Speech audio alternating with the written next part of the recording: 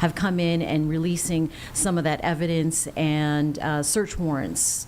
Walk us through the past sevevel months, if you can. Well, I'm going to say what we're working on right now, actually, if Okay. that's okay, because Yeah, we're really absolutely. trying to It is figure all in out real time. who owns this property. And I've just been at my desk kind of looking at deed records and looking at Google Maps. I mean, you guys tell me right now, based on the video you're seeing, are they across from the Get fire some department?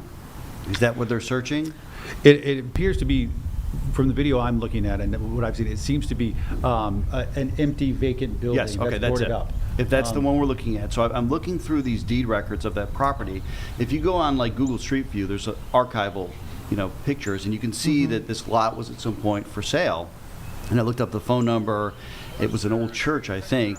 And I found the name of a person who, at one point maybe owned that property. But then I started looking more into this piece of property, and I'm seeing this is at the intersections of Highway 274 and 182, right? That's what we're talking Yep, about. yep. I see the name Roy Lee Dedman there. Yep. And I also see a deed that has both his name and Connie Dedman's name on it.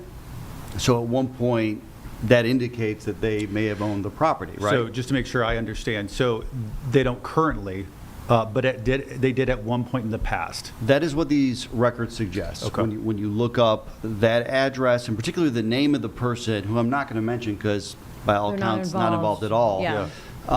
It appears at one point this man that I'm talking about, whose number was listed on this sign that's in front of that property, potentially purchased the land from the Dedmans. Now, it's a little bit unclear to some degree how much they bought. Deeds are very complicated.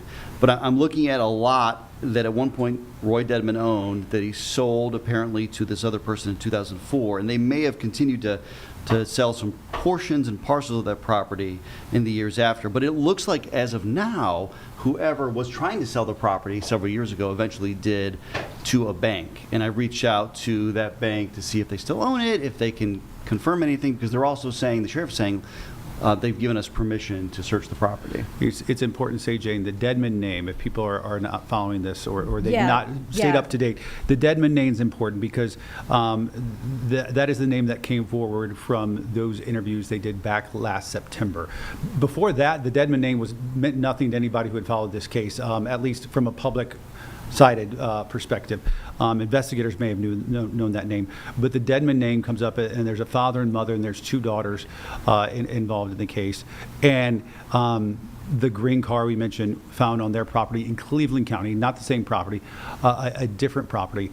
And then it was subsequent to that, the search warrant that they used in February, 2 months ago, of some of the Dedman family members that we think led to some of the most detailed information about what may have happened, and the text messages between the two sisters revealed a lot of information. Now we don't know what investigators are doing with that information or have done with that information, but it sort of provided us the most clear idea of where they've been headed in this direction for the past year. I just wanted to bring up the fact there's a live picture right now at the scene that we are looking at there in Lincoln County. We can see one detective's car. It looks like Highway 274 and NC 182. Nate, you talking about this property, who it might have belonged to, who it's belonging to right now. There's a fluid picture, obviously, folks, so bear with us. But